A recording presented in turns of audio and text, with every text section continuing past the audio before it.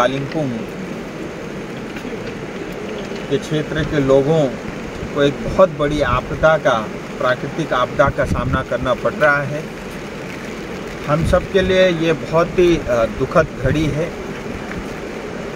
और जैसा कि हम जानते हैं कि कल एकदम मध्य रात में जो घटना घटी, करीब 11:55 पे रात को जब सब लोग सो रहे थे, उस समय जो है नॉर्थ सिक्किम में पहला जो है क्लाउड बस्ट हुआ और उस समय 11:55 पे ITBP का सबसे पहले पोस्ट ध्वस्त हुआ। फिर ठीक उसके 10 मिनट बाद जो चुंगथुंग में जो ऊर्जा तिस्ता का प्रोजेक्ट है, डैम है, वो भी पूरी तरह ध्वस्त हुआ। और वहाँ पे लोगों को संभलने का बहुत समय भी नहीं मिला, क्योंकि इतना कुछ बहुत थोड़े समय में ही हो गया। और उसके बाद नदी ने विकराल रूप लिया और पूरा तिस्ता नदी के दोनों तरफ जो भी लोग बसते हैं या जो इंफ्रास्ट्रक्चर है या जो भी भारत सरकार के अन्य इंफ्रास्ट्रक्चर के काम चल रहे हैं, उन सबको भारी नुकसान हुआ है। लोगों के संपत्ति का नुकसान हुआ है। लोगों के घर जो है पूरे जो है नदी में बहे हैं। और उससे भी बड़ा जो है दुखद ये है कि कई लोग जो है इस आपदा के शिकार भी हुए हैं और अभी पूरी जानकारी नहीं है। ऐसा बताया जा रहा है कुछ आर्मी के पर्सनल भी मिसिंग है, उनका भी रेस्क्यू और ढूंढने का काम जारी है। सिंगताम सिक्किम में करीब अभी तक जो है 4 डेड बॉडी वहाँ से बरामद हुई है। और अभी मैं NDRF से बात कर रहा था तो मुझे पता लगा कि गाजलडोबा में भी 2 लोगों की डेड बॉडी और बहुत सारी गाड़ियाँ वहाँ पे बहते हुए जो है वहाँ के गांव वालों ने देखा है। सो ये एक हम सब के लिए बहुत दुखद और कठिन समय है। मैंने घटना की सारी जानकारी प्रधानमंत्री और गृह मंत्री तक पहुंचा दी है और स्वयं गृह मंत्री जी सवेरे से ही सभी विभागों के संपर्क में लगातार वो बात कर रहे हैं। और प्रधानमंत्री जी ने भी स्वयं सिक्किम के मुख्यमंत्री जी से बात की है और भारत सरकार की ओर से जो भी इस रेस्क्यू में, इमीडिएटली के रेस्क्यू में जो कुछ भी किया जाना चाहिए वो किया जा रहा है। आपकी जानकारी के लिए बताना चाहूँगा, NDRF की टीम के साथ मैं लगातार संपर्क में हूँ और NDRF की 4 टीम और हर एक टीम में करीब 25 से ज़्यादा जवान है।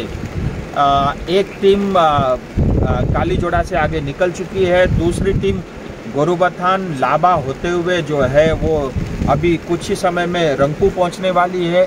2 टीम सिलीगुड़ी में दिन भर से प्रतीक्षा कर रही थी कि मौसम खुले तो उनको हेलीकॉप्टर के माध्यम से जो है राहत के लिए पहुंचाया जाए, वो अभी तक संभव हुआ नहीं है। मेरी प्रशासन कालिम्पोंग DM से भी बात हुई और नेशनल हाईवे NHAI की टीम से भी मैं संपर्क में हूँ, प्रशासन के भी संपर्क में हूँ। कुल मिला के ये एक ऐसा समय है, हम सब ने मिल करके इस प्राकृतिक आपदा से क्षेत्र को, जनता को निकालना है और जितना कम से कम क्षति पहुँचे वो हमारी पहली प्राथमिकता रहेगी। और जो कुछ भी हुआ है उसके बाद जो है इसका जायज़ा लिया जाएगा और उसके बाद जो भी भारत सरकार की ओर से किया जाना होगा वो अवश्य भारत सरकार करेगी। और मैं सभी से अपील करता हूँ, विशेष करके इस क्षेत्र में रहने वाली जनता, क्योंकि बहुत बड़ा रीजन है और यहाँ जहाँ हम खड़े हैं यहाँ से लेकर के जो है जो पहली घटना चुंगथुंग जहाँ पे जो डैम टूटा है वो 100 किलोमीटर से भी ज़्यादा लंबी दूरी का रास्ता है। क्योंकि NH10 पूरी तरह ध्वस्त हो चुका है, जो लाइफलाइन जिसको सिक्किम और कालिम्पोंग पहुंचने का जो लाइफलाइन है वो पूरी तरह कटा हुआ है। और इसलिए ऐसे क्षण में मैं पूरे समस्त पब्लिक से अपील करना चाहता हूं कि इस घड़ी में हम सब ने जहाँ कहीं भी हम हैं, जिनको कुछ भी इस कारण से उनकी तकलीफ़ हुई है उसको मदद करनी चाहिए, चाहे उनकी रहने की व्यवस्था हो, चाहे कुछ समय के लिए उनकी भोजन की व्यवस्था हो। मुझे लगता है सब मिलकर के करेंगे तो जो लोगों को कठिनाई है उसको कम करने में हम सफल होंगे। सिचुएशन क्या पैदा हुआ है, किसी कोई रेस्क्यू ऐसा कुछ जगह है? देखिए, अभी तक कोई ऐसी कंक्रीट इन्फॉर्मेशन नहीं मिली है।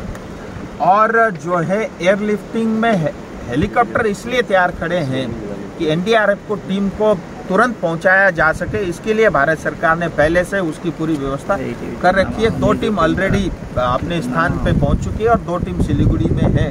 जो भी सिचुएशन होगा उसके हिसाब से मूवमेंट होगा। वो टेक्निकली अपना काम करते हैं। मुझे लगता है उसमें मैं ज़्यादा विश्लेषण करूँ वो भी उचित नहीं है।